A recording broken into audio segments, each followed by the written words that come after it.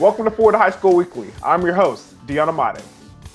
Here in a couple minutes, we'll meet Colin Oliver, one of the best recruits in the state of Oklahoma and one of Edmond Santa Fe's finest.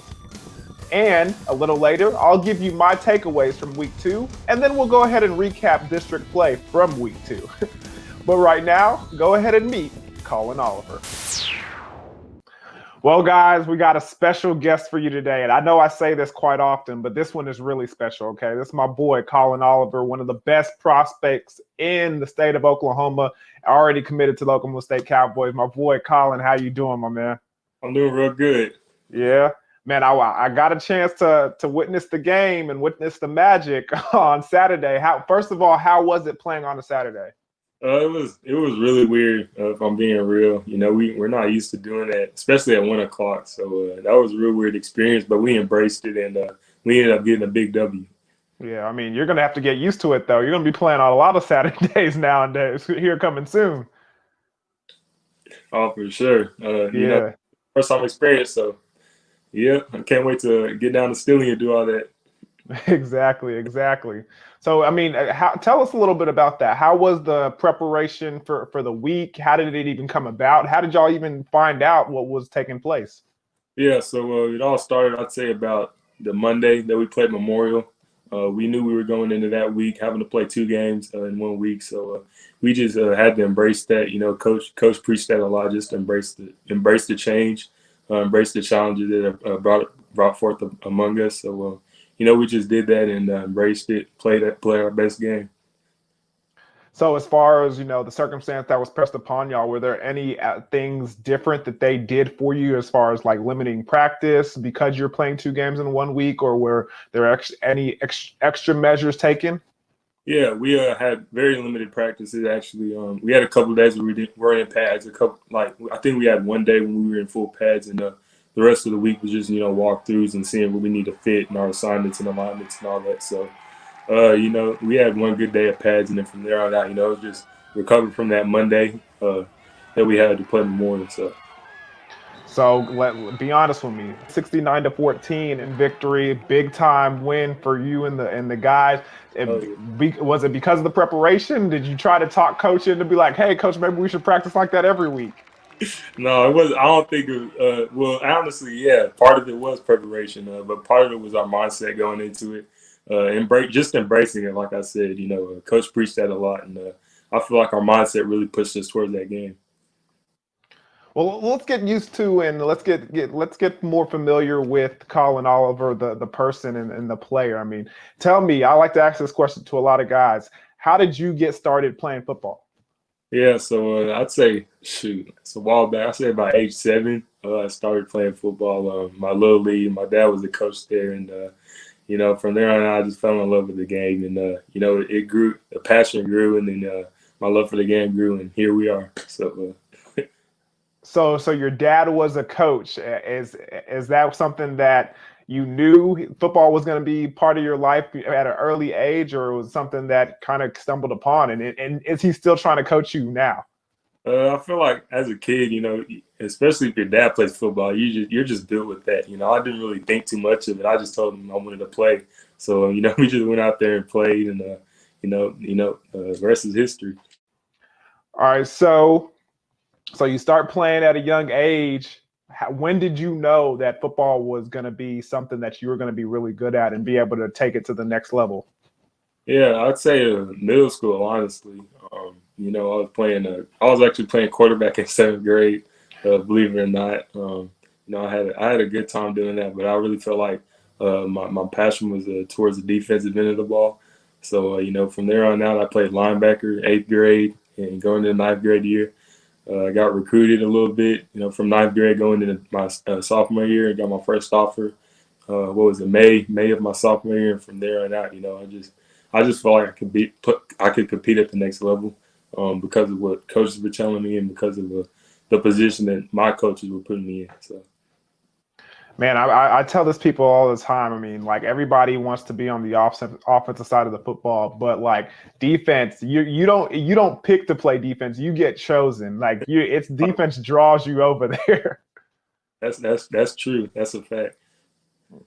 So as far as your position, I mean, a lot of people have you listed as like a linebacker. Some people have you listed as defensive end. Which one do you primarily resonate with?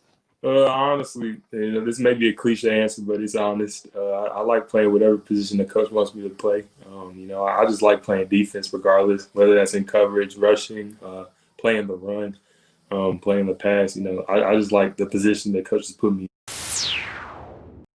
Former Edmond Santa Fe star Trace Ford will probably be very happy to have Colin join the Cowboys defense next year.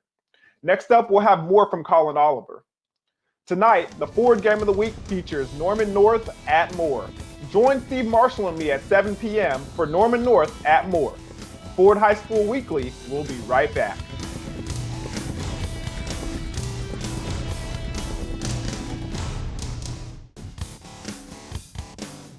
Welcome back to Ford High School Weekly. We're talking with Oklahoma State commit Colin Oliver. The number 18. I see that's the jersey number you choose to rock. I mean, what is that significant to you, or is it just something that a jersey that just threw you and you're like, all right, I'll wear it? Somewhat significant. My freshman year. Here's the story behind it. My freshman year, I played in number 34. I hated that number. I'm not gonna lie. Coach just forces you on numbers freshman year. You don't get to choose. So yeah. Sophomore year, I actually got to choose. I wanted 25 because that was a significant number to me and my family. It's been passed down for generations now. So I wanted to play with 25, but that wasn't available. And 18 was closest. So, I just started to rock with it from there. Tried to build a brand around it too. I feel you. I rocked the number 18 at my time at Oklahoma State. So I mean, if you get a chance to put it on, I mean, don't do it justice. Now do it justice. For sure. So as far as your chance at the next level and the recruitment, I mean, you just said that you started getting recruited at a very young. I mean, freshman year to sophomore, it's very young to start the recruitment process. How was that whole process, and what led you to, saying that I want to be a Cowboy? Yeah. So at first, of course, it was real stressful. I take that back. At first, it was real fun, I should say. Towards the end, it gets real stressful, but when you get that first offer, you just blow up from there. It's real crazy, and it's a fun time. But when you have to dial down and when you have to think about where you really want to go and your future, it gets real stressful. But that's what the talks with the family, the talks with the coaches are for. Of course we got our official visits cut short this year, so that was kind of a tough decision. But I feel like, we may not be talking about this right now, but I feel like I made the right choice going out of state just because of how many times I visited there. I hope recruits really, really pay attention to that. Just get a vibe from the school, because that's your future. You know what I'm saying? So did former guys that played at Edmond Santa Fe having success at Oklahoma State, like Calvin Bundage and Trace Ford, kind of make you lean towards that direction as well? Yes, a lot. Especially like I said, because the recruiting period was cut short. Just knowing what they're doing in that defense and what Coach Notes is brewing up, it really really got me excited to because I had a similar skill set as those guys, and that's what they're recruiting for is come off the edge, bring pressure on third downs, be a 4-down player as well. So honestly, yeah, I'm not gonna lie about it. Yep. So what are you looking forward to most about heading to Stillwater and playing Division I college football out on the Big 12 stage? The whole experience, like you said, playing at that big stage, I can't wait to see what that feels like. I can't wait to, see what challenges are brought my way so I can embrace them, attack them and, move forward, see where I can go. Speaking of challenges and embracing them, I mean, this whole 2020 football season has kind of been unusual and strange. What are some of the biggest things that, have come up that's adversity that you and your teammates have had to face?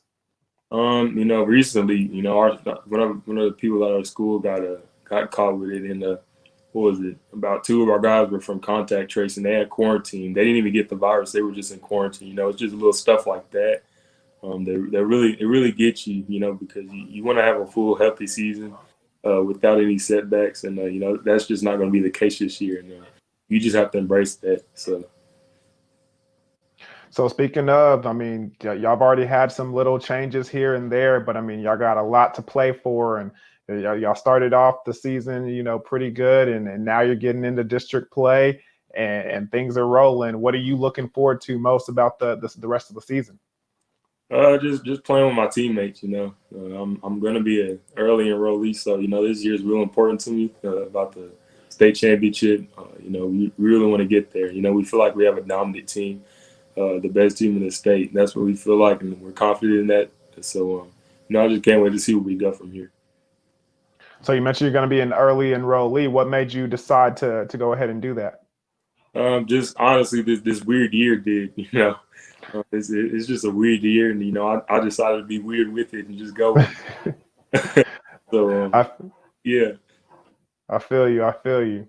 Speaking of, let me ask you this question. I mean, as far as players that you look up to. I mean, we've already mentioned some guys at the collegiate level that you're familiar with and that you've had a close relationship with. But as far as just guys in the NFL and college, who do you kind of mirror your game after? I'd say a combination between Khalil Mack and Von Miller. I feel like I'm in that mold. I just feel like I'm good off the ball, good off the edge, and I can play the run at times, and I can cover. So those guys are real versatile, and I feel like that's my game as well. I like it. I like it.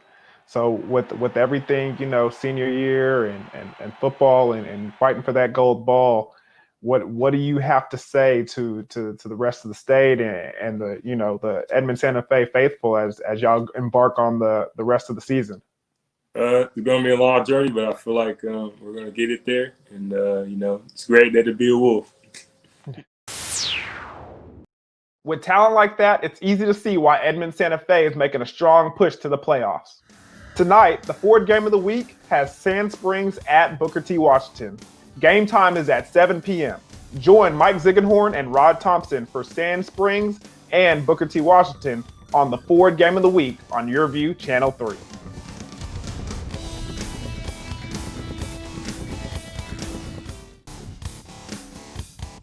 Welcome back to Ford High School Weekly. Broken Arrow and Jeeks met last Friday, and Broken Arrow, they've won the last 3 meetings between the two. Well, let's hear the recap from Mike Zigginhorn and Rod Thompson.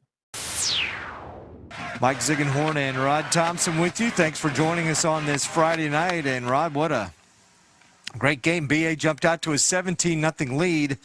And then pretty much after that, it was Jinx just kind of controlling the ground game and taking control of this. Well, I think, Zig, a very impressive win for this Jinx team. Being down like they were, Broken Arrow had momentum on their side to be able to bounce back, get their offense established. Kittleman, of course, Lore, and other guys really being able to step up. Really a statement game for Jinx to be down like that at home, be able to bounce back and come away with the district win. Take a look at the highlights in this one, and there was definitely plenty of them as Broken Arrow jumped out to that 17-0 lead. Sanchez Banks got things rolling. Yes, he did. And, boy, he taking advantage of his snaps, able to get it rolling and able to punch it in and get 3 on the board quick.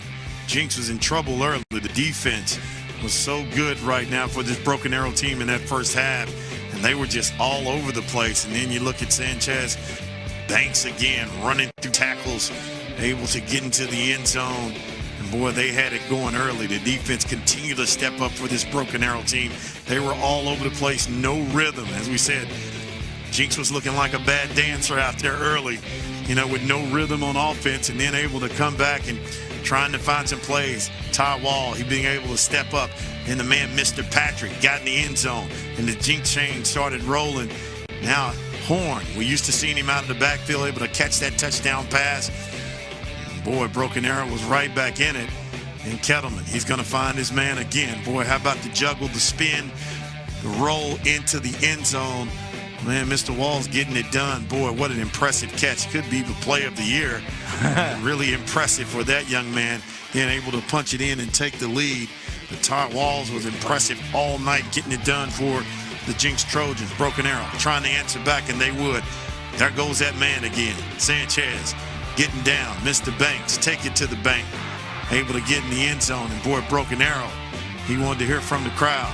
Jinx came right back. Direct snap. There that man is. Grant, lower the rings. Our player of the game continue to get done. Then he's not finished yet. Get it to him along the sideline. Kettleman situation number 9. to lower the rings, getting it in, and Jinx got it going. Well, just keep him going. Bounce it out, Lower. Try to get into the end zone right here. Going to be just a little bit short. You love the effort right there. And then hand it to Mr. Patrick. Let him get Lower to block for him. Take your time. Stretch out, young man. Get the touchdown for the Jinx Trojans. And the Trojan train was rolling and getting it going. And, hey, watch out, official.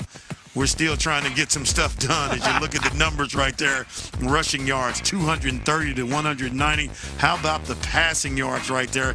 Kittleman getting it done, 281 to 76. First down plays, 22 to 13. And look at the yards per play, 8.7, 5.4. And that's what we come up with, Zig, 38 to 30. Impressive win for the Jinx Trojans.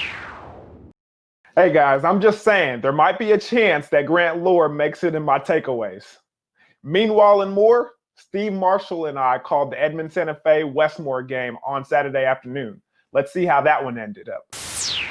Game here this afternoon, and what a game for the Wolves. Kyle White, his guys not only did the job on offense, but they also did quite a job on defense as well. I was very impressed with what Santa Fe was able to show us this afternoon on the field, Deion. Yeah, and to be honest with you, a lot of it was done on the ground, running between the tackles, using that man-to-man defense against Westmore. You could see they tried to load that box and leave Cetron and those wide receivers on their own on the outside, but Edmond Santa Fe said, bring it on, and they ran between the tackles. They were successful at it, and because of that, they picked up yards, a lot of touchdowns, and when they needed Cetron and those wide receivers on the outside, bring it on, and they ran between the tackles. They were successful at it, and because of that, they picked up yards, a lot of touchdowns, and when they needed Cetron and those wide receivers on the outside, they went to them, and it was a success. So everything was going offensively. I'm pretty sure, you know, Coach White is going to be like, hey, you can bring some more of these Saturday games if you don't mind, because we play well on Saturdays. 69 to 14. Let's take a look at some of the highlights, and we have plenty to show you after this big victory for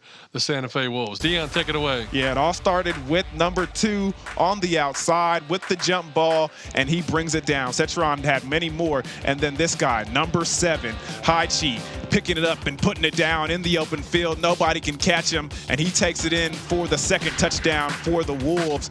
Then Westmore decides to get on the board themselves with their quarterback, Wolf, finding the goal line and stretching across, picking up some good blocking. But on the ensuing kick, Cetron and the Cox play of the game puts it on the outside, and check out the speed. Look at as he separates himself from the pack, and he is in for the touchdown. Take a look at it one more time. Look at the blocking by everybody on the team. Team effort, special teams wins, and Cetron wins with all that speed, taking it all the way to the end zone.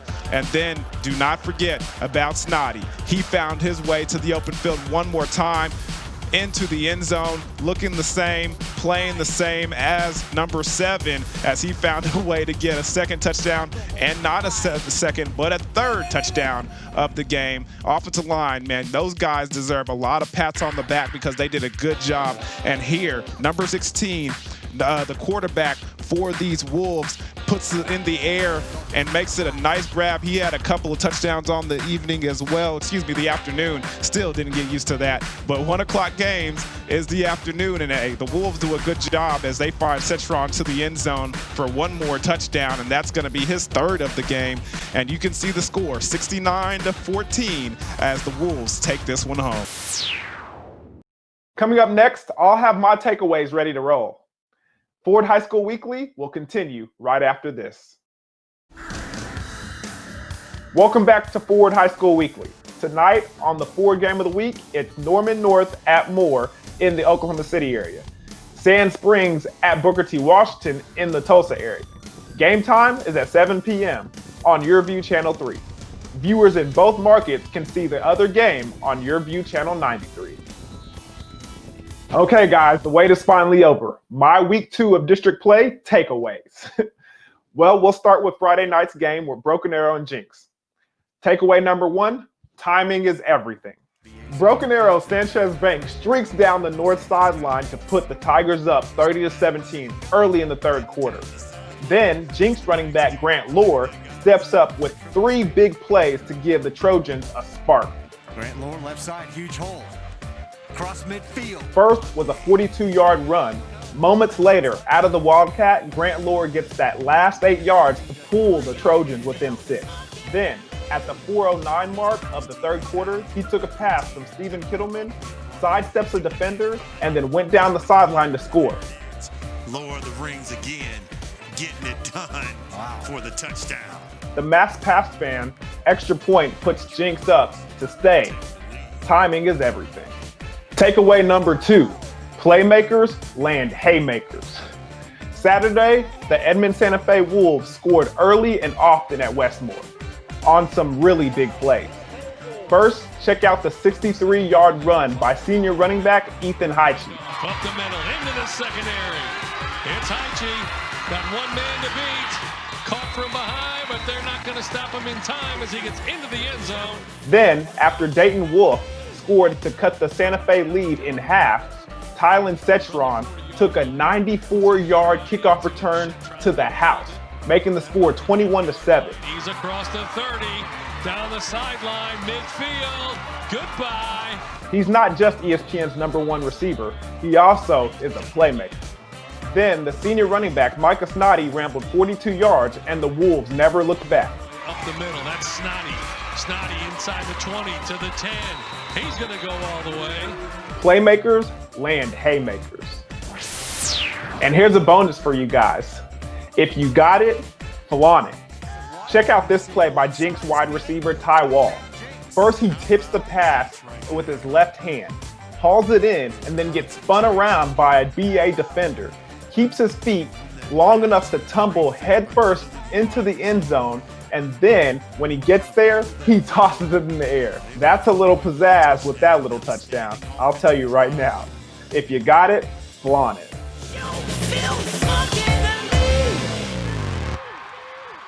Now be sure to check out yourview.com/OK for replays and highlights. And remember, only the best in Oklahoma make it to Ford High School Weekly.